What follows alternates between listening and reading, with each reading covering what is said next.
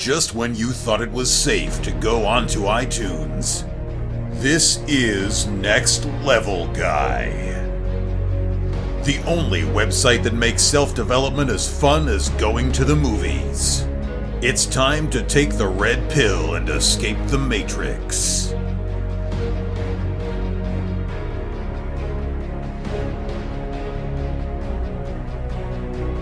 What's happening, guys? Time for another episode of the Next Level Guy Show podcast with your favourite tutor, Ian Dawson-Mackay. Next Level Guy is the go-to men's interview, interest and improvement website where I quiz the experts to find out the hacks, tips, methods and protocols that you can implement in your own life to take it to the next level and live happier, healthier, wealthier, sexier and so much more. Today's guest is Travis Stevens. Travis is a black belt in Judo and Brazilian Jiu-Jitsu. He hails from the United States and he competed in the 2008, 2012 and 2016 Summer Olympics. He competes in the men's half middleweight division. On August the 9th in 2016, Stevens became the third American male judoka to win a silver medal in the Olympics. He recently used his mindset and understanding of ground fighting, movement, alignment and control to obtain his Brazilian Jiu-Jitsu black belt in an incredible 18 months when it normally takes about 10 years for the average person. In this interview, we discussed topics like his story, Brazilian Jiu-Jitsu, skill development, fixing problems created during inferior training, analysis of opponents, where most people go wrong and how to fix it, and most importantly, how you can get better at Brazilian Jiu-Jitsu in the quickest way possible. And now, let's get to the interview. I'm an absolute massive fan of yours, and I'm absolutely delighted to have you on. I can't say thank you enough. But for people who maybe don't know who you are, and you've done some amazing things, you've won Olympic medals, etc. Can you just give a quick sort of short intro, why you're so well known and why you're so popular? Yeah, I'm a 3-time Olympian from the U.S., all at 81 kilos for the sport of Judo. And I got my black belt probably the quickest ever from John Danaher and Renzo Gracie. Because I've started Jiu-Jitsu myself, and I come from a Gracie Barra club, and they were saying it's 10 years plus to get your black belt, and when I seen you got it in 18 months, that's phenomenal. Can you tell me a little bit about your upbringing? Were you always quite into martial arts as a child? I read a story that you had accidentally selected judo on your school selection. Is that story true? Basically. In the States, we have youth centers, community gathering places that hold inner city sports for youth, and that's the lowest level of sports you could do. So, when your kid really sucks at t-ball, but you want them to play on a team, it's one of those leagues where everybody gets to play, right? Everybody wins a trophy type sports, right? And then as you get better, you can progress into teams that you really got to try out for. So I went to the local youth center to sign up for sports for the season. You pay $20 per quarter, and you play whatever sport is there, and everybody gets to play. And I tried to play football when I was 6, 7, and I checked the wrong box. So here I am, a 3-time Olympian in the sport of judo. It's quite amazing. Have you ever thought back and looked at that and thought what could have been? Do you think you were designed for judo? Would you have gone on and really committed to playing football? Were you destined to always excel at such a high level?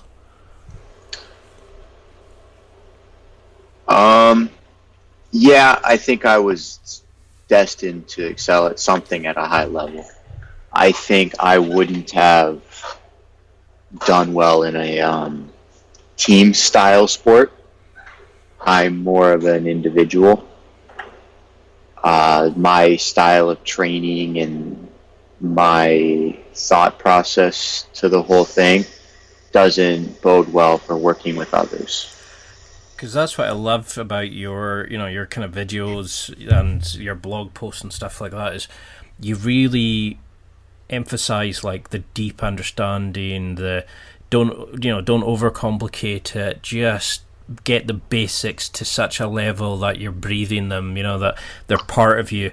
And every other like a lot of these other places I look at, they come out with all this fancy shite, and it's not good enough for most people. Most people just need to know the basics and get it to a sort of a standard level. But I mean, can you remember from your experience of competing in the Olympics, how do you think the travel and the competition and that sort of thing, did it change you as a person? Did it change your outlook on life, or was that just something you've always wanted to do to exceed at that level? And now you've had it, you're now looking for extra, additional challenges?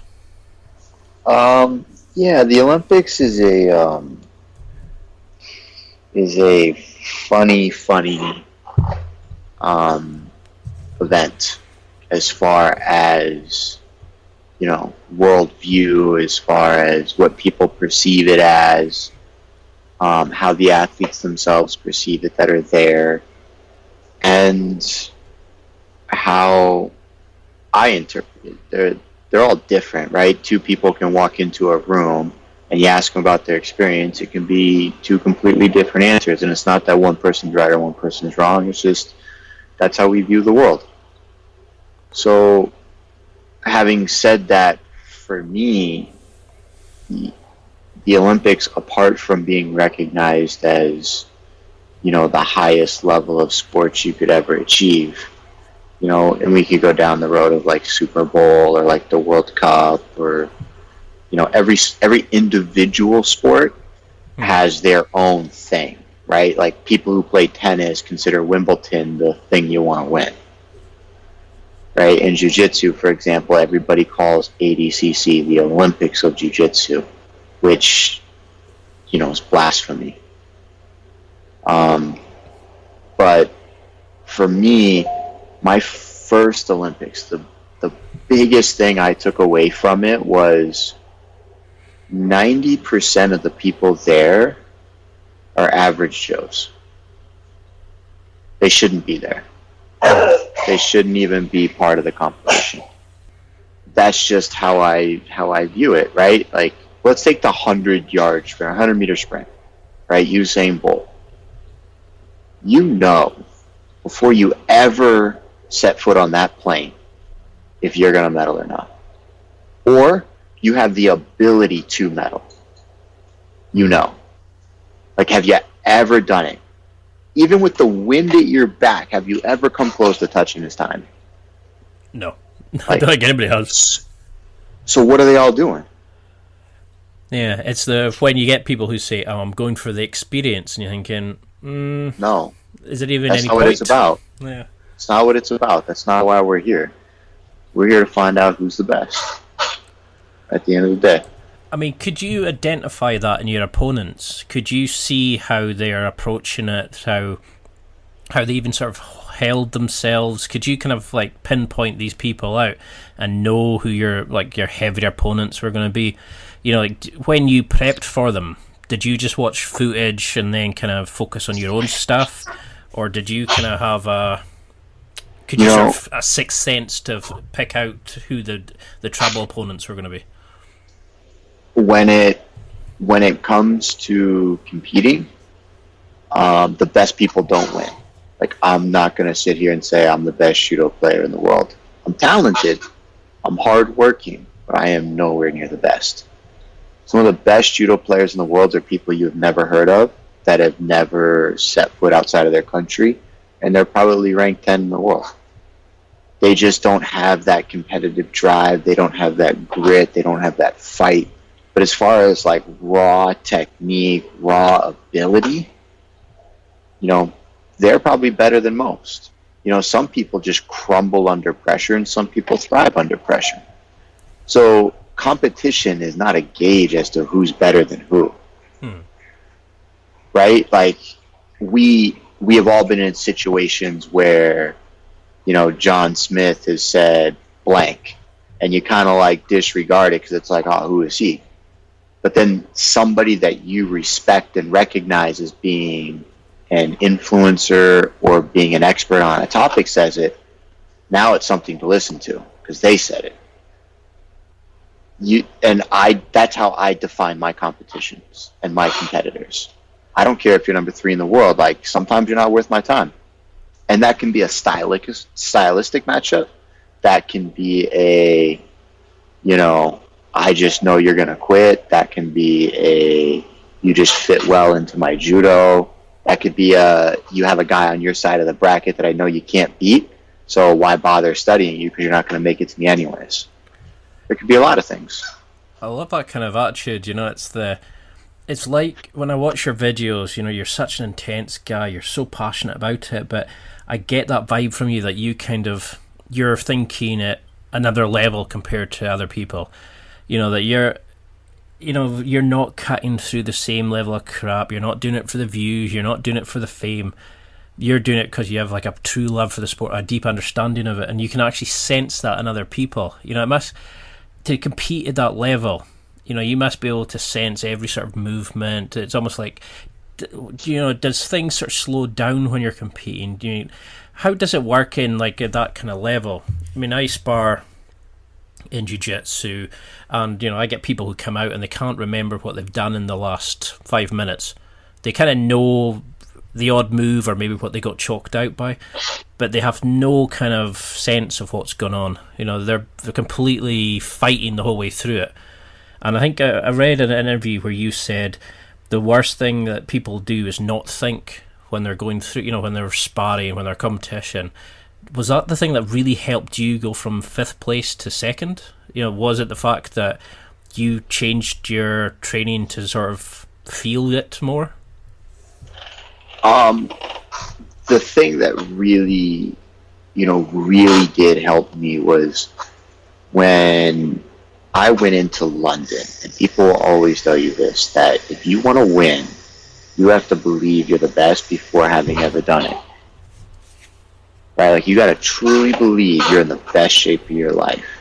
You got to believe you're better than everybody. You got to go the Muhammad Ali route, and you got to say it, and you got to preach it to the world, and from like the deepest level of your soul, there can be no doubt. I went into London with that mentality and that feeling, and I lost. So now we have to take a step back and we have to look at the situation and say, well, if I'm at my best, this is what I have to give to the sport. This is it. Like, you can't go from 5th to 1st. Like, I'm not good enough. I don't deserve it. I haven't put in the work. Like, all those things start falling into your mind. At the same time, though, like, you could fight every tournament day after day after day and get different winners every time.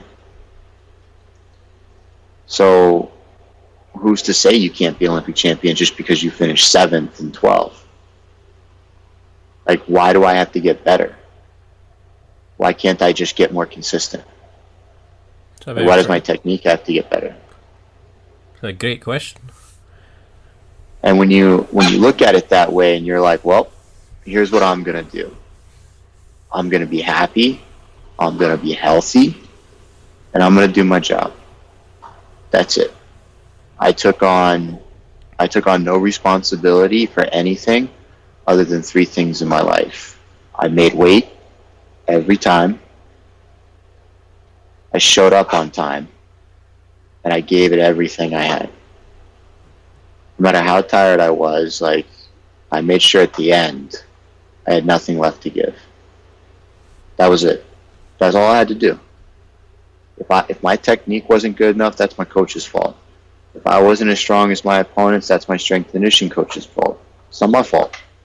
If the airline lost my gis and I couldn't compete, that's not my fault.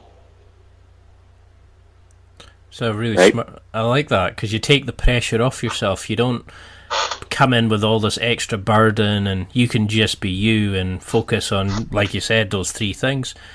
And how did you manage that? How did you change your mindset to doing that? Because I get the impression that you're very kind of meticulous and focusing on everything. Was it a big change to kind of relax and just focus on those 3 things? How did you manage to do that? I was really depressed after London. It was really hard to train. It was really hard to do anything, like mopey, sulky. And it got to a point where it's like I I don't even want to be here. Like, I'm almost embarrassed for me to be here. And as you're going through it, and as you hit those lows, you kind of get put between a rock and a hard place, and it's like, well, what do you want to do? And that's pretty much what happened. You sit down, you look at yourself in the mirror, you close your eyes, you like binge on TV shows to shut your mind off, and like you just sit, and you either get up or you don't. And some people never get up. There's no rhyme or reason for me as to why I could. It was just,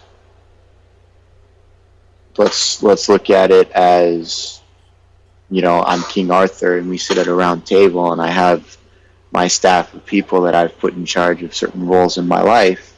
You have a job to do in our relationship.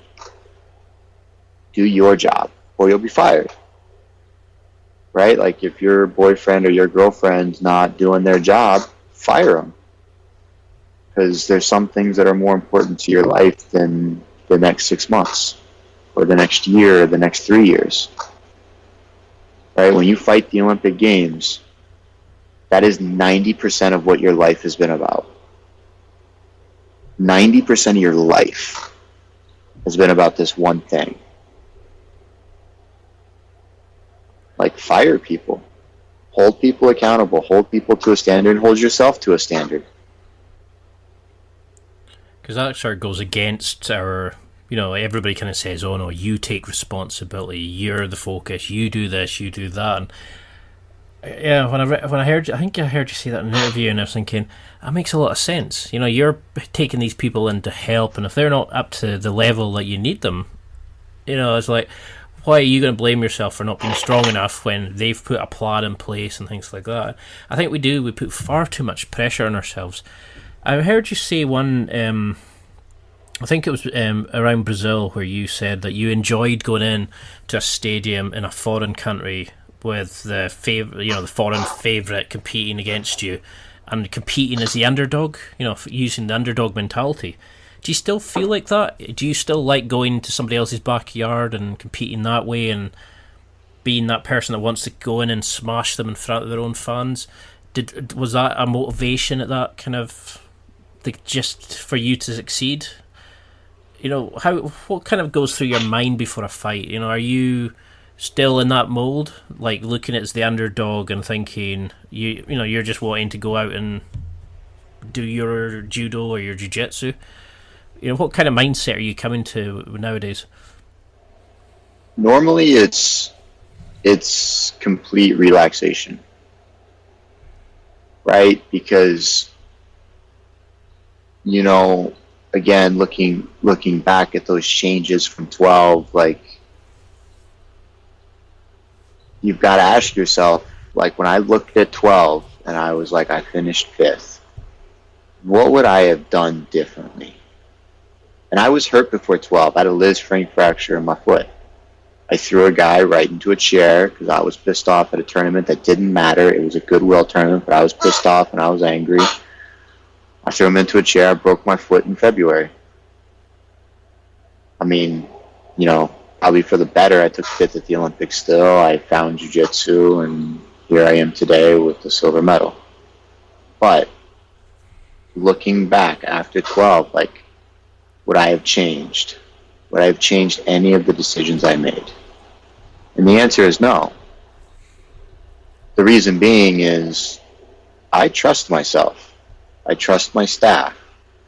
I don't care if I get hurt. I don't care if sending me over here got me sick. I don't care if, my gym coach told me I had to drive 3 states over to go see a shaman, to get a crystal, to drive it to a guy in Texas to be at practice on a Thursday, and I felt worn down and I broke my arm. I don't care. I trust the process, and I believe in it. And I think 99.9% of people stay in situations that they don't trust, they don't believe in, and it hinders their growth. All for the purpose of they're afraid to make somebody upset. And the way I see it is, I care about me. 51-49. You cannot love anybody unless you love yourself. You can't be successful unless you're happy. And was that the reason then you think that you were suffering in the the depressions and the funk and that when you came back after fifth place? Was it that you were trying to take on the blame and you weren't sure what was happening, but then as you realised, okay, this was the fault of this was the fault of that, you understood, you took some of that pressure off yourself and that allowed you to compete even at a higher level? Yeah, it was one of those things where in 12, I felt like I was doing it for me. And I was the one responsible, and everybody was looking to me to succeed, right? My coaching staff wasn't paid. Like, they're all volunteers. Even the judo coaches, they're all volunteers. The strength coaches are volunteer. Like, nobody was making money because I was winning medals on the world stage or at the Olympics. Like, the goal for all of us was for me to win. And when I lost, you feel like you let your entire community down. Friends, family, loved ones, pets, everybody. Everybody, like, from the hundreds of people at your local club to your community to your country, all of it. But in 16, we restructured kind of the way I think and the way I look at it, and it's like, let me do my job, you do your job, and we'll do this together. Agreed? Agreed. Here we go. So the summer before 16, Jimmy came to me and he was like, so what do you want to do for the summer to prepare? And I said, figure it out. I go, we're in this together. I go, I trust you. You make a plan, I'll do it. And believe it or not, I actually ended up going to the Netherlands and training there for a couple of weeks. And then I was supposed to go to Holland. And the night before I was supposed to fight the event, I ended up in the hospital because I got covered in full body hives from head to toe. Thousands of bumps, itching like crazy, having trouble breathing, my body was swelling. That was weeks before the games. Had no idea what caused it. Probably stress, But that didn't break my trust in my staff. That's life. Life's going to throw you a curveball. It's quite amazing when you put it like that, because you see these people who think, no, I need to get better, I need to be more efficient, I need to take on my own, I need to be focusing on this, I need to be focusing on that, and they actually take on far more pressure and stress, where you went the other way and made an amazing change and transformation. And I love that approach, because everybody else kind of goes, no, you have to be responsible for every single aspect, and you're saying, no, you don't. And if the relationship isn't working, you fire it. And I think that's what a lot of people need to hear. People who are sitting in dead-end jobs, dead-end relationships. But you mentioned previously about, that you just, you followed the path and what the coaches and that were saying. You believed in the process. Is that why you think you got your black belt in Jiu-Jitsu in under 18 months? I mean, that is a phenomenal transformation and you got it from one of the most respected coaches in Jiu-Jitsu. Is that what you did? And you've said in other interviews where you don't go into all this fancy crap. You just follow the basics. You go in and you sit and listen. I think that was the advice you gave to a new start. Just keep your mouth closed and listen and really understand and really build on the fundamentals. Is that why you think you've been able to get Jiu-Jitsu and Judo at such a great level, such a deep understanding? A little bit. I think a lot of people, especially for jiu-jitsu, let's drop judo out of it for now, and let's just talk about jiu-jitsu, because mixing the two sports is a little weird just because of how we view ranks is different. For jiu-jitsu, I hear that like 10-year plan all the time, and realistically, it shouldn't take you longer than 5. With like actual like work ethic and a real academy. I don't mean you do jiu-jitsu twice a week. I mean you take it on, you make it your life's goal, and this is what we're going to do. The big problem that most people have is they don't have the physical ability to actually get their black belt. They think that if they just show up and they're present and they learn a few things, that they're going to get it. And that's not the way it works. And that's not the way it should work. Right? I got really good really quick. And wrestlers get really good really quick because we have the physical ability to do the techniques. Right? So let's say we're in close guard, right? A position everybody knows. Step 1 to doing the arm bar is pull the arm across your body. Well, when the white belt looks at me and says I can't, that's not my fault as a coach. That's your fault as a human. Mm-hmm.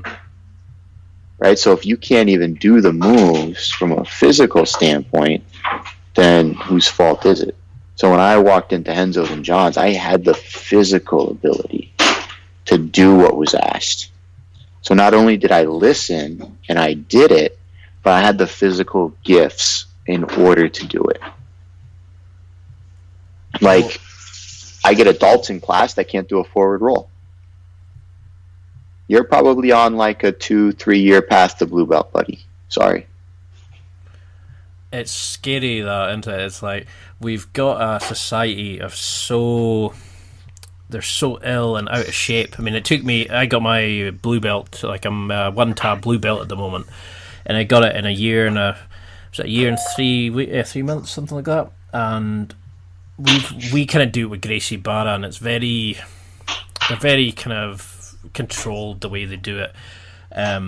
But what annoys me is some people were getting it because the amount of time they had been there, not the level of competency, not the level of could they do the moves or that. You know, it's almost like, well, you've turned up enough, here you go. And it's like you said, it's like, but they can't do the actual moves. And you think, well, why are they the same rank as somebody else who's busted gut and, you know, pushed themselves? So how do we build in that physical capacity? Should we weights as well? Should it be flexibility, mobility training? You know, what else should people be doing who are listening to this and want to get better, really want to improve themselves quick and rise up the ranks faster than the normal 10-year plan? I mean, I'm a firm believer that you have to be an expert at using your resources. So what that means is, in the argument that Marcelo has where he says you don't need to weight train, just do jiu-jitsu. Well, that's all fine and dandy when, you know, you competed at 160 pounds, 170 pounds, 150 pounds in that middleweight range category, and you had bigger guys to train with that were 190, 200, 180, like in that range, because they're bigger humans that you have to move. That in and of itself is strength training. And then you get your conditioning work and your speed work done when you have lighter guys to go with. Right? Like, the biggest problem a lot of people have when they do jiu-jitsu and why they're not physically strong enough is they don't actually try. Like, they think that if they just grab the gi, then they're fine. But if they don't actually squeeze with their hand and like squeeze with their bicep and their forearm and their trap is flexed and their lat is flexed and their core is flexed from close guard, that guy's just going to take his sleeve out. They think just by it being in their hand, like it's supposed to stay there. It's not. So when people drill, when people are actively in class trying to learn moves, they're not actually engaged. Their bodies are like floating in water. Right? There's a big difference between, you know, doggy paddling from one end of the pool to the other and actually swimming. Like, actually swim there. It's not about just getting there. you've got to try to actively swim there. And when you're drilling, you've got to actively try. Like, are your knees actually pushing together from closed guard to keep posture?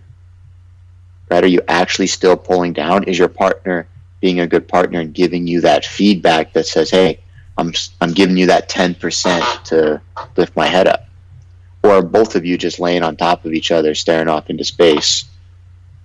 Like, you spend all this money to go to jiu-jitsu, and the only thing you can think about is what's going on around you. Because that's something I see that the whole time. You know, it's people who are fighting, you know, they're turning up and they're like, their partner's just sitting all loose and they're pulling up the thing and, you know, they're grabbing the collar and they're putting the choke on. You think, yeah, do that in a roll and see how it goes. When the opponent's fighting back and they're tense and they're trying to sweep you, and it drives me crazy because you get this kind of attitude in Gracie Barra. It's kind of, you know, it's very inclusive, but it doesn't seem to, we're not doing it at a proper level. And then some people get it just because they've turned up. You know, they get a promotion eventually because it's almost like it's too bad to hold them at a lower level. So how would you change, like, to improve people quickly? Would that be, you know, a case of rolling at a higher, like 60% defense, and to kind of get used to how it actually feels? No, I think that's how you get really good really quick, is you understand what it means to practice. Like, you actually understand what that means. It doesn't mean I'm just going to aimlessly go through the moves. Like, here's a good question. I would love to go to blue belts and just say, give me all the steps to close guard. Give me all the steps to a Kimura from side control. I bet you drop 2 or 3. Well, if you can't even repeat them, what are you doing when you're drilling? You're not doing the right things because your focus points aren't there. Like, your key areas of focus aren't there. Your mentality of what you're supposed to be doing from there. Have you actively thought about how this guy's going to get out? Where's his escapes at? Where are my counters? Jiu-Jitsu is easy. It's like writing a book, because once you start down a path, you can erase 80% of jiu-jitsu because it's irrelevant. Right? Like, sorry. For example, if you get into closed guard, who cares about 50-50? If you're in closed guard, who cares about side control? None of it matters. There are only a few options. What are your counters? Where can they go? Am I shutting them off? Am I not shutting them off? And most people just don't think. They don't think. They don't participate in the sport. I love that way of looking at it. It's, you know, it's like a sort of flow chart. Again, closed guard, you've only got 2 or 3 options, rather than trying to think and judge and feel and all this kind of stuff. You know, it's just a case of, you've got 2 or 3 options. What can you do? I'm a big believer in, if I can't show somebody else it, I don't know it well enough, and that's why I need to sit and go and learn it and go and practice it, because a lot of the techniques, you know, are like really complicated to some people, and they're like very subtle movements, and you know, it's more about how you hold your hand on the hip to block it, how you move, and you know, like all the subtle things that you only get from rolling and really kind of doing it against an opponent who's fighting. So how do you teach? But that goes back to that drilling point, because you said it. You only get that feeling against somebody who's fighting. So as a partner, you're supposed to actively engage in your partner's development. So you're supposed to know how to get out. You're supposed to know that when somebody passes your guard, the first thing you're supposed to do is shrimp and bring that knee inside. Right? And you're supposed to check them. Like, hey, give a little shrimp, put your knee up, and if it slides in, he's got to go back and do it again and fix it. Pay attention. Don't forget. That means you can't forget on bottom. Because the biggest problem people have is they drill, and when they drill things incorrectly because they're not being checked. And then when they go live, they look at you like, well, he's putting his knee inside. And I go, well, that's how you're drilling it. That's not my fault. Like, I can't control you like a remote control car. Like, you're not a video game. If you're not going to pay attention, I can't want it for you. Like, when I was taking classes from John and taking lessons from Henzo, like I paid attention. I actively thought, I actively drilled. We communicated with each other when we were drilling. Because I mean, I see that a lot. Like, I was actually thinking just now, is I can see that when we practice it. You know, we go through the drill with a training partner, and then we do, like, you know, the kind of the bottom person stays down, the top person rotates at the top. So you kind of train with many different people. And the second you start putting a bit of defense in, people just don't know what to do. Because they've spent so long basically getting taught that lift the leg, put it in there, but nothing's there to kind of say, oh shit. They never developed the muscle needed to actually keep it, because there was never any feedback during the learning process. And that developmental skill is what gets lost. And the reason why I got so good so quickly was I came to jiu-jitsu for the most part with those muscles. There were some that I didn't have, like De La Riva hooks and spider hooks and, you know, a couple of other things that I didn't have and that I've lost since I haven't really been training and just teaching. But if you're not actively, like, drilling, that's why we practice, right? So that we can get stronger at the movements. It's the whole reason why you do it. But people miss the fundamental thing that if you're not flexing, if you're not trying, then what are you getting stronger at? Nothing. And it's got to go through that developmental stage where you learn the pattern, and then everybody skips it. They don't strengthen the pattern. They go right from learning the pattern to it should work in a live scenario without the strengthening. That's where things get missed. So how, if somebody was listening to this and they were getting okay at jiu-jitsu, but they really wanted to kind of start amping up their training, would it be a case of just saying to your training partner, I want you to give me 50% back, I want you to punish me if I do this wrong, and you can bring the knee in, we start again? And, you know, how can we do this? Because a lot of times in a class there's maybe a coach with about 60 students, and you can't have him kind of checking you all the time. How can we get this kind of strengthening the loop that you've mentioned on our own? You know, how can we implement that with a training partner? So the big thing I emphasize to people is the person drilling, offensively drilling. So whatever we're teaching, whether it's like a knee cut pass, for example, they should always get to the end result, no matter what. Like, it should never be a full recovery. You're testing your partner to fix it. That's what you're doing. So that 50% thing doesn't really apply. You really want more of like a 10%, just so that when he feels that knee coming in, when he makes the attempt to fix it, you let him fix it. Even if it's wrong, even if it's blatantly wrong, like he doesn't put his hand to the floor to block the hip, maybe he just grabs the knee and thinks he can push it aside. Let him fix it. And then offer feedback on a solution later. Because you also need to build the positivity that I'm going to get this to work. The way you get it into your muscle memory and you get it to fire quickly is you get your heart rate really high and you do things correctly. The big problem people have is they only do things correctly when they're fresh. And when they get really tired, that's when all the mistakes happen. It's because they've never really drilled. I really love the way you look at it.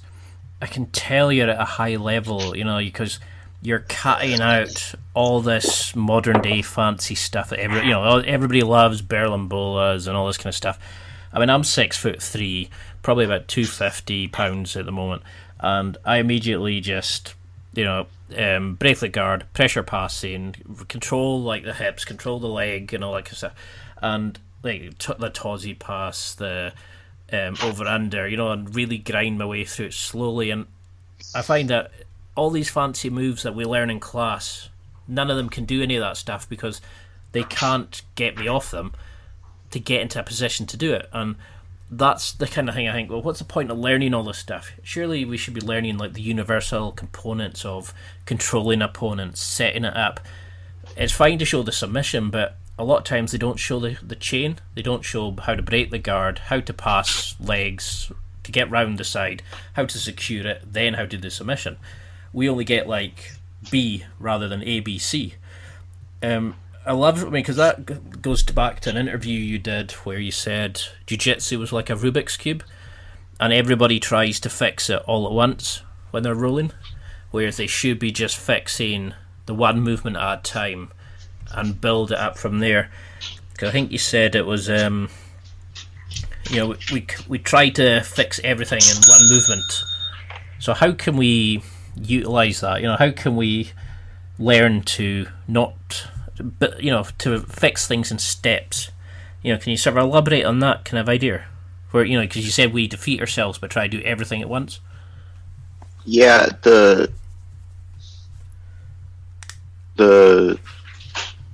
easiest way to think about it for people that are trying to comprehend my learning style and how I stay positive and how I try to get my students to think is you have jobs to do, and those jobs come with tasks, and they come in a very specific order, and it is your job to understand like the number of tasks that you have to do, and as long as you're succeeding at most of them, you're doing a good job.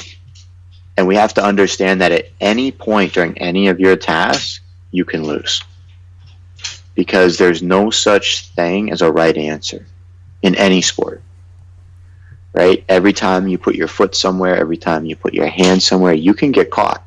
That doesn't make you wrong, and that doesn't make you bad at jiu-jitsu. It just means the moon's aligned and he made a good move off of your move, but it's okay. So as long as you're doing all of the right things, it's not about the end result of winning. The wins will come. The problem a lot of people have is they cut corners to get quick wins today, instead of staying disciplined and following those steps in that path and trusting in the system that as long as I do these things, I will be okay. Like, I'll tell everybody right now, if you think keeping posture and closed guard is going to keep you safe, you got another thing coming. But that doesn't mean it's not the right thing to do. And I can tell you too that keeping your head on their chest is the right thing to do. Because if you're damn good at San Paulo passing, then there's nothing wrong with it. So you always have to ask yourself, what's my goal? And I do this with my students all the time. Like when they get caught, I go, what are you doing? And I just want to hear a valid response that tells me that their thinking is sound and that the other person just made a good move. And there's nothing wrong with that. But your thinking has to be sound. That way when you get in better shape and you're a little bit more seasoned, you'll be able to keep up with either the tempo of the round, or you'll hold on to that grip a little bit longer, or you can push things off that normally don't bother the black belts of the world because we're seasoned. So are you looking for somebody to say, like, why did you get caught? And they'll say, oh, well, I tried to catch your leg, but you put me in half guard. Are you looking for them to kind of say, well, I went to try to do this because it would stop you moving? Or, what kind of responses do you want them to see that their thinking is sound and logical? So let's say somebody's trying to pass from their knees, right? And it's kind of like an open guard kind of scenario, right? And they got a hand on a collar, right? Head position is kind of chest level or forehead to forehead even, and they have a grip on the inside of the knee, right? They're just playing like a guy's got his legs up and they're not really sure what to do. Well, if he slides to his side and he tries to step over the leg, that guy could suck him in for an arm lock, right? Because the legs are up. He's trying to stuff it between his legs, and the guy pulls him off balance and he gets stuck in an arm lock. Like, the answer I'm really looking for is, oh, I really wanted to get to half guard. But what he's not supposed to do is lead with his outside leg. He's supposed to knee cut, knee behind the other knee, stuff it between his legs so his elbow stays close to his body. But he could get overextended very easily. So his thinking is sound. He's supposed to go from butterfly to half guard. That doesn't mean he did it in the right way. But it means his thinking is sound. Like he's using his head and he's moving in the right direction. Okay. But if he looks at me and he's like, I was just trying to push his legs over. Well, that's not really the goal, is it? Right? So I want to see those steps and those progressions in their thinking. I don't really care about the result. Well, now would seem a perfect time for a quick break. I hope you're enjoying this because I had an absolute blast recording this one and I've learned so much from it. But I just wanted to give you the quick heads up on my affiliate schemes. I've set up some awesome deals with some amazing companies. If you go to www.nextlevelguy.com/affiliates, that's www.nextlevelguy.com/affiliates. Or if you're on the homepage, click on the affiliate deals in the blue ribbon at the top of the website and you can go straight to my affiliate wonderland. There's so many special offers, listener exclusive deals and other discount codes available here. There really is something for everyone. It doesn't matter if you're buying for yourself, a special occasion, or for someone special in your life. You can find whatever you need here, and there's a lot of inspiring companies and interesting products that you might not have seen before. There's companies like Onnit, Amazon, MeUndies, Barbell Apparel, Dollar Shave Club, help with dating sites, there's sporting equipment, there's tactical gear, there's outdoor equipment, there's gadgets, and there's so much more. You might not even know that you needed it, but you'll find it there. Simply go to www.nextlevelguy.com/affiliates and enjoy. Please note, I don't receive any information on you or your purchase. All I receive is a small commission from the business as a thank you for sending you to shop with them. It doesn't affect the price you pay, and the monies that I get back from it is used to help develop the site and expand the podcast. Things I really enjoy are the Alpha Brain from Onnit, which is like a brain tonic which helps your brain work faster, smarter and smoother. I like the Barbell Apparel jeans. I got a review coming out on an amazing pair of review jeans they sent me recently, so keep an eye out for that. There really is something there for everybody. The Dollar Shave Club do awesome razors. There's the Natural, which is from RSD Max. There's sporting equipment.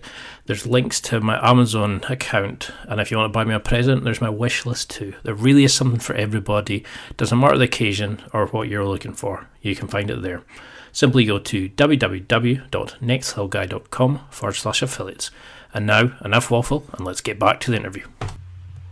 I really like that. It's a good way of doing it. It's, I get that impression in a lot of roles is I'll say to an opponent, well, why are you going that way? And they won't know. They'll just think, because you were pushing your legs that way, where you're trying to put a particular guard on, they thought, oh, well, I'll try to push your legs the other way. But they're not quite sure why they're doing it. There's no logical rhyme or reason. That's not okay. That is not okay. And that's you cannot shut your head off. That's what I get a lot of, when I'm against an opponent. Whereas I'll be trying to do a certain pass to set up a Kimura from north-south or something like that. And I'll say to them, well, why did you go that way? Because you've given me your arm for an armbar. And they'll say, oh, right. I just was trying to stop you coming round that way. It's like everybody's reactive rather than proactive. They're not really kind of thinking, like you're saying, thinking this through. I really like that, because I've noticed that when I first started, I was fighting everything and I wasn't sure what I was doing and everything was just so frenzied. And now I'm at blue belt level, everything kind of slows down enough that you kind of feel your way out. But I can see ignoring people getting belts that don't deserve them. You see them in every gym. But for those people who want to get better, they have to then start being a bit more feeling and controlling. Something I did notice was you were amazing at controlling your opponents when you're throwing them. You look like you have them under complete control and you're setting up what you need and you're sort of feeling your way there. How did you build on the grip strength, the control because you were just sort of throwing people around like ragdolls. Is there a way, how do we build in that control, that ability to dominate, not maybe dominate's a bad word, but to control the other person.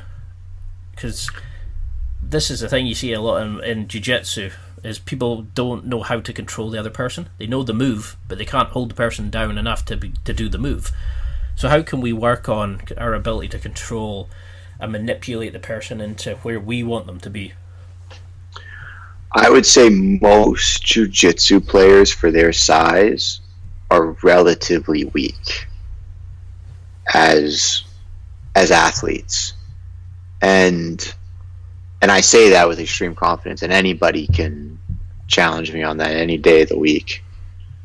But I say that because it doesn't matter how much you bench. It doesn't matter how much you squat. Like, I see all these lifting videos, and I see people with these heavy kettlebells and, like, these big back squats and all this stuff all over Instagram. And it's like, yeah, but you can't hold anybody. So what good does it do you? And it doesn't matter how strong those big muscles are. It matters how strong those stabilizing muscles are. Like, can you flex and then not get extended? And that's one thing I can do. Like, I could hold you by the chest, flex my arm and my lat, and you won't be able to straighten my arm out. The only ability you'll be able to move is however much the gi allows you to. That's it. Because I have that type of strength where when I make a box with my arms and my body, that's it. You move inside the box. That's our workspace. Nothing else. If it gets extended, it's because I want to or I'm tired. So which comes down... Go ahead. Oh, sorry, I was going to say, could you explain then how you build on those stabilizers? You know, what do you do as a sort of training program to expand on that? Because I've so many questions. Is it just from training in jiu-jitsu and like judo, or are you doing it in the weight room as well? Are you like mobility training? You know, what else are you implementing, or is it just solely on the mats? 85% of it is done on the mats. 85. That's why when people go to the gym, like, you do need a base level of strength. A base level. But it doesn't need to be anything crazy. That's why you see guys that are like 190 pounds train with heavyweights. Because in jiu-jitsu, the size isn't really that important. Because you're on the floor with your weight. Like, how many of you guys can leg press like 150 kilos? Mm-hmm. Okay, so then it doesn't really matter that he weighs 200 if you know how to use your feet? Probably not. It'll be a little bit of a pain, like it'll be a little bit of a struggle, but you can be a $150 and go with somebody who's 200 pounds because you're on the floor. It's different when you're on your feet and you're doing judo because the guy who weighs 200 pounds can hang clean 300 and he could pick you up off the floor and there's nothing you could do about it because you don't weigh enough. Like, that's different. But as far as jiu-jitsu goes, like that kind of strength isn't really all that important. Because I've read it helps. Well, I mean, I've read in articles, you know, like from Gary Toonan and people like that, where they've said that, you know, you work, like, your work capacity is immense. You know, you're training all the time. I think you said when you were John Daminer, it was like 8 times a week and stuff like that. I mean, is that what you attribute the like building this kind of skills, this kind of control of your body to? Is just turning up, you know, turning into sessions and really kind of, like you were saying earlier about thinking and proper drilling of the movements, turning up, getting sessions in, the frequency and the consistency. You know, is that the kind of thing that's giving you the best bang for your back, so to speak? Yeah, it's the frequency and the consistency. So my sessions aren't long.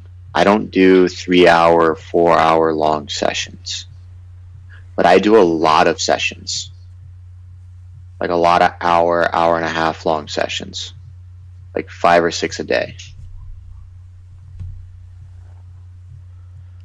So how do you recover from that amount? You know, because that's an immense amount. I mean, at the moment I'm doing sort of like say 3 or 4 sessions a week, and it's like 2-hour sessions. It's just the way our kind of gym runs them.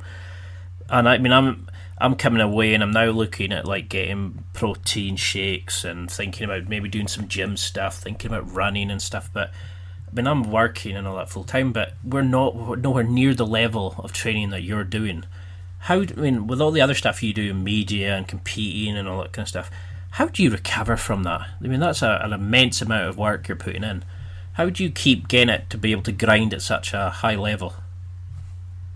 I don't know. I guess everybody's level of tired is different. Like, it's not like what is your goal? Like, what are you trying to really accomplish? Like, if your goal is to get better and it's not defined by anything, then sure. Why don't you just show up for the next 30 years and eventually you'll get there? But once you put like a date on it, once you put like an event on it, right? Like the Olympics is a great example. Like, let's say you're 18 years old and you go, you know what? I want to wrestle at the Olympics. I'm 18 years old. Okay. Let's take a look at that time clock and the amount of work that you're going to have to do to get there. You're 18 years old. The Olympics is, let's say, in 6 years. 6 years. You'll be 24, prime wrestling age out of college. You have people that are D1 national champions. You have guys that are world champions. You have guys that are Olympic champions, and you want to be an Olympic level wrestler. Where are you today, and where do you need to be in 6 years? And what's your work ethic like today? 2 times a day wrestling? Okay. Where's the guy at that just won the Worlds? Now, you're working out twice a day. He's probably working out, let's say, twice a day because he's a world champion, if not 3. How are you going to bridge the gap? This is a math question now. How are you going to bridge the gap? What more are you going to do during the day to bridge the gap from the guy that is winning the Worlds today and where you are today 6 years from now? Are you going to do 4? Or are you going to do 5? Are you going to work 7 while he works 5? Are you going to work 7 while he works 6? And whatever that answer is, now comes the question, are you up for it? So the big problem people have when it comes to how do you recover, it's like my level of accepted tiredness is far beyond everybody else's. My level of pain that you should train and compete with is far beyond anybody else's. I mean, do you think that's the problem people have is they have mindsets of they're going to do this, they're going to do that, but they don't actually put a proper time frame. They don't really think about the effort it's going to take, or they're not really thinking about do they really want it enough? They're not putting in the actual effort that they need. Is that where a lot of people are going wrong, in your opinion? Yeah. And I think people generalize their goals too much. Like, I want to get really good at Jiu-Jitsu. Okay, well, who decides what's good? Right? Like, I don't know, like, is Gordon Ryan good at Jiu-Jitsu? No, you could say he's brilliant. He's brilliant. So if the word brilliant is used for Gordon Ryan, who describes good? And then what are the word choices used in the middle? Yeah, I see what you mean. What's good? Like, is a 3-stripe white belt good at Jiu-Jitsu? He might be in comparison to the 1-stripe white belt. But if you ask the purple belt, he's probably like, no, he's pretty bad. So what would you do then if you had a new person starting Jiu-Jitsu and they said, okay, in 6 months I want to have... I don't know what my goals are going to be. You know, they said, I've got a target in 6 months, I'm going to do X. And they asked you to help them pick a goal. You know, what would you tell them, instead of generalizing a goal, what would your specific goals be for that sort of person? They just walked into the gym? Yeah, somebody who's pretty new, just maybe their first couple of lessons, and they haven't kind of built bad habits or anything, completely new to it. and they have no wrestling, judo, other martial arts background. They're like a fresh person into jiu-jitsu. Yeah, so, like, I mean, what would you say to somebody who's thinking of taking up jiu-jitsu and they've had no other experience at all, but they're going to give it 6 months and they want to have a goal or a set of goals? You know, I mean, what sort of thing would you pick? My only goal for them is to show up 3 times a week, and all I want you to do is get through it. Just survive. I want you to do every round. I want you to do every drill. I just want you to show up. So how would things change once it becomes, you know, like a blue belt or a purple belt? Do you go then even deeper and start looking at the competency goals and fitness goals, or does it stay the same kind of thing? Everybody's different. I had a meeting with one of my blue belts the other day, and I was like, hey, I need you to start going with people that are physical. Like, I don't want technique from you. Like, you need to learn how to control that D1 wrestler that comes into the room that's just going to shoot and jump and go all over the place. Like, I get it. You're a middle-aged human being, and you can't go to work injured, but that's jiu-jitsu. Like, you've got to learn how to protect yourself. That's what I need from you right now. Protect yourself. Spend 3 months. I want you to ask all these people to go, and I want you to protect yourself. I don't care if you get him. I don't even care if he's a 1-stripe white belt. I don't care. But you're going to learn how to control people so that you can stay protected and you can practice safely. So instead of hiding from it, I made him do it. Yeah, because it's just like, that made me really think just now about when I was sort of competing with some of these other people. Is the second you put a bit of physicality in it, you know, like when they start trying to do a throw we've just done, and they've maybe had a girl partner who's like very light, they then try to do it to me, and I'll suddenly grab them and like sweep them down, and you can see the look of absolute shock on their face because they're not sure how to deal with people who are fighting back and kind of controlling. And you see this in every gym, people only competing with their friends or people that they know they can beat. And I mean, I'm somewhat strange. I like going against purple belts, brown belts. I'll deliberately pick the heavy, you know, the hard rollers, to the point where one of my coaches had to tell me to start going back to white belts as well, because it's good because you practice some of your skills on them. Don't just stick at that.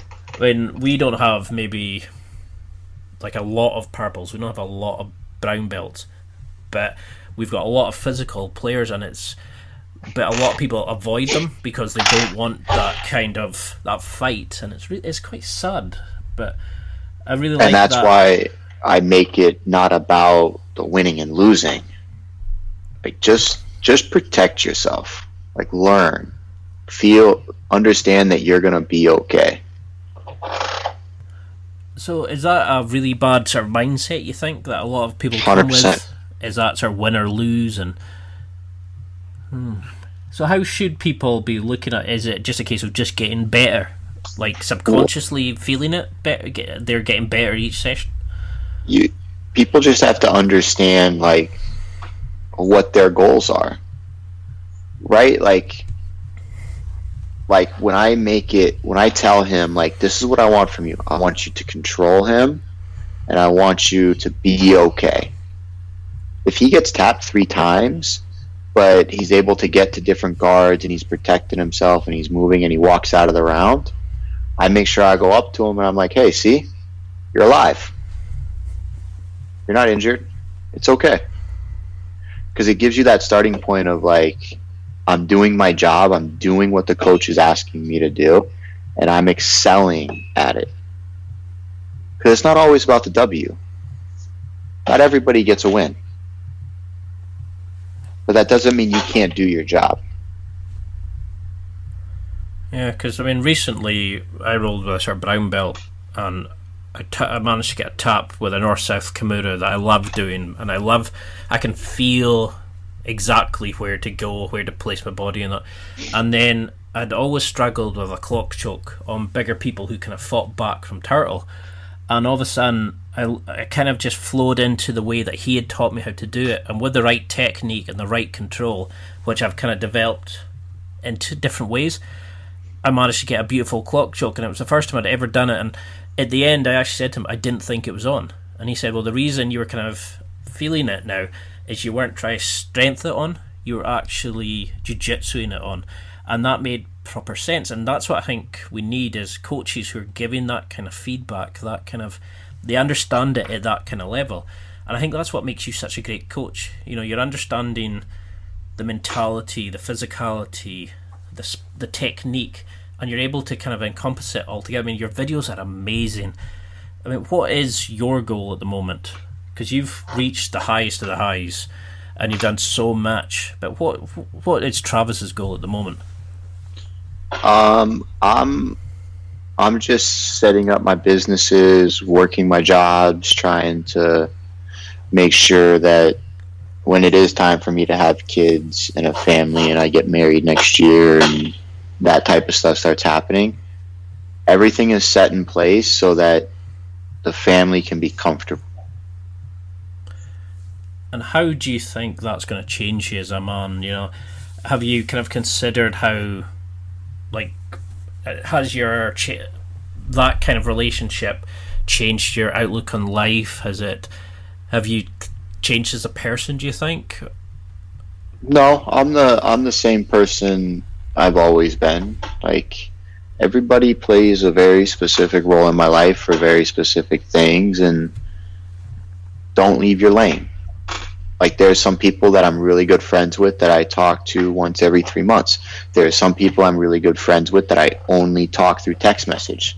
There's some people I'm really good friends with that I only talk when I see them in person. There's some people I see every day. And there's some people I call on the phone every day. Whether it's work related, friendship related, advice related. Like, everybody's just treated differently. It doesn't mean I care about this person over that person. It's just I'm working towards something.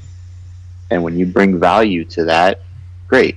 And I bring value into their lives and other avenues of what their goals are. And that's the way it should be. And if there's a cancer somewhere in here that's not bringing value, then let's just cut it. I love that. That's what one of the best things I've taken from this was to remove people. You know, you don't have to please everybody. You don't have to take it all on and take the responsibility just to yourself. That you can, you know, getting somebody, like, cut somebody out. You don't have to please everybody. Is this why you've said in other interviews, you know, that you don't mix jiu-jitsu and judo, that you focus them on as separate, like, identities, because you stay in your lane. You don't want, each thing has its own place. The main reason for that particular statement where I don't mix judo and jiu-jitsu is because it works for, like, the blue belt and kind of like the purple belt of the world and even brown belts, but when you're talking about, like, the top 10% guys, it doesn't work because they're jiu-jitsu players. They do jiu-jitsu. Like, everybody wants to know how to do, like, Uchimata, for example, or Haraya Goshi, but the guy's bent at his hip at a 90. But you know what? As a judo player, I wouldn't throw him with that. I would throw him with this other thing. So you're asking questions that are completely irrelevant because it's what you want, when it's not what you're supposed to be doing. When he's bent at a 90, just put him in a front headlock or use your foot. You know, there's other avenues that make more sense that the people in the top 10% of the sport in the industry would agree with. But everybody else, the other 95%, 90% of other people, they want what they want. They don't care about getting better. They just want to do their thing because their thing makes them feel good, which is okay too. I just can't help them. I just love the way you look at it. It's so refreshing to see that, and it's really helping me kind of think about how my approach to jiu-jitsu, my training, etc. I mean, how do you think, should people cross-train? Should we be doing judo and jiu-jitsu? Or is that kind of muddying the water for most people? For most people, yes, because they refuse to leave their ego at the door and get better. And when you take a jiu-jitsu guy into judo, and they're like, okay, it's time to do some groundwork, you're just going to do jiu-jitsu because it's what you know. You're not going to do anything of what they showed you. You're not going to start in turtle from your back. You're going to play from guard. And you're going to start throwing up submissions that are 100% irrelevant to the sport. So how have you found then that transition from judo then to jiu-jitsu, now to coach and businessman? You know, have you approached it the same kind of way of just focusing on each task at hand, you know, and building that relationship and get rid of cancers if they appear? Are you approaching it the same way that you would when you were competing, etc.? Yep. And just because, you know, when we do things in business that work really well for this business, they don't necessarily work for the other ones, and they can be complete failures. Right? I can run an ad over here that can completely destroy it, and then I can run that same ad to a different audience and it completely fail because it doesn't work in that scenario, and that's okay. It doesn't mean the ad is bad. It just means it's bad for that scenario.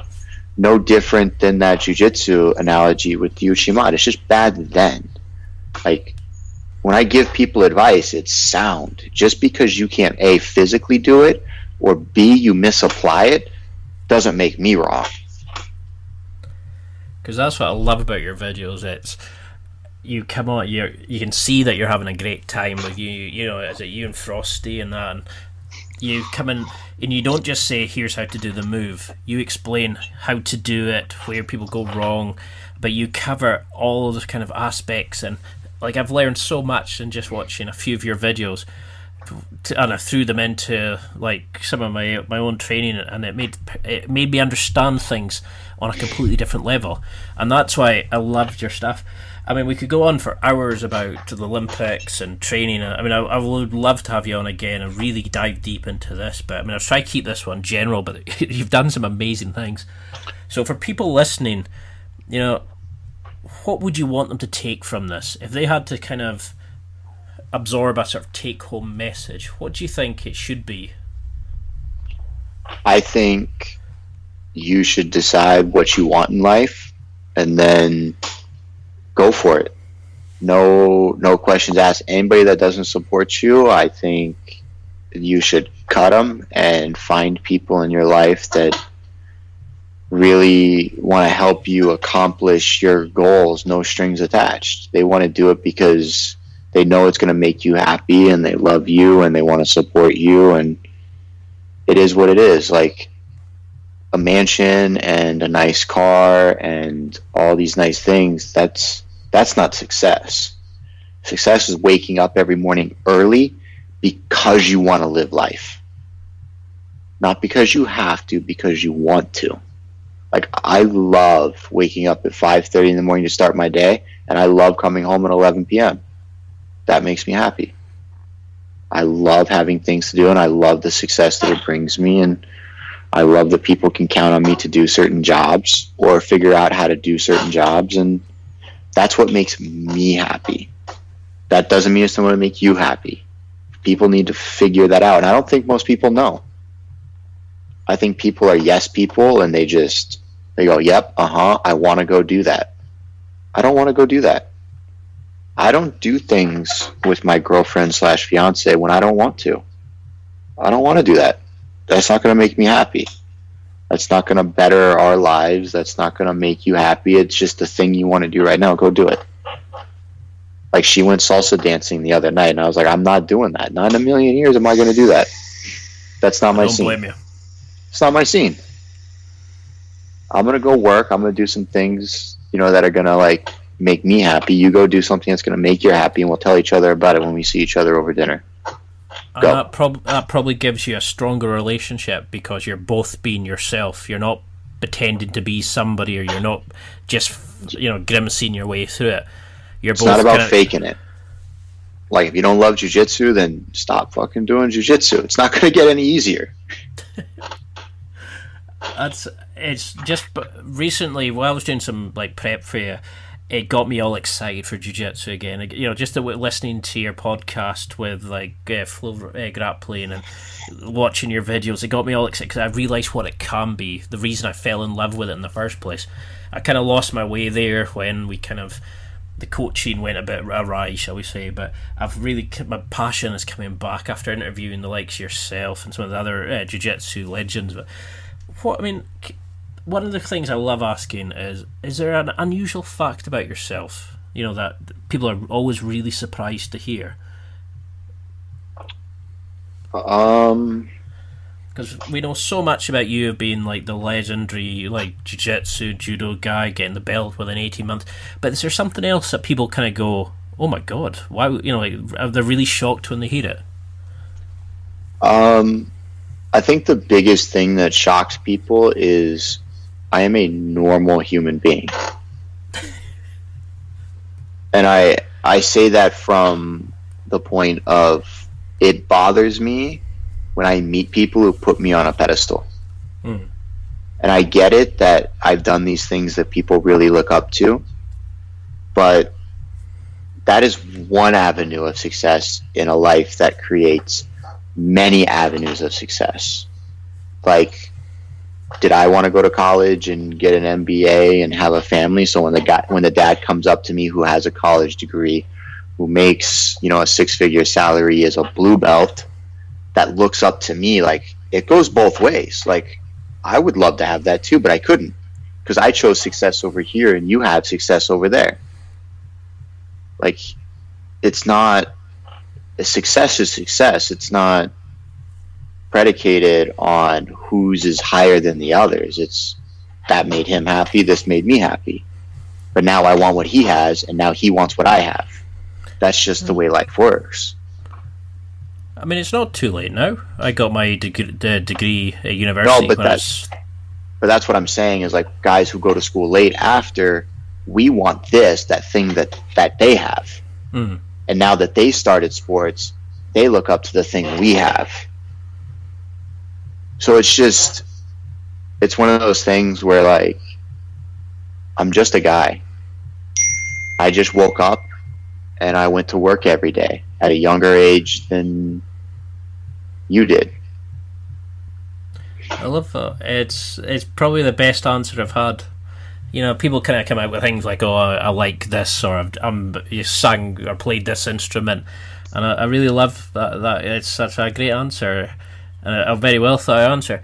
Well, I realise we're coming up to the end of our time. I'm absolutely ecstatic to have had you on. There's so many things I still want to discuss, so I'd have to have you on again. And I really hope you've had nearly as much fun. Like, I know what you've just said about, you're a normal guy, but I feel like it's a bucket list guest having somebody like you on the show. But for those who want to find out more about you, come and train with you, follow your social media, that sort of thing, how can we do it? How can we keep in touch and see this next chapter in your life that's coming up?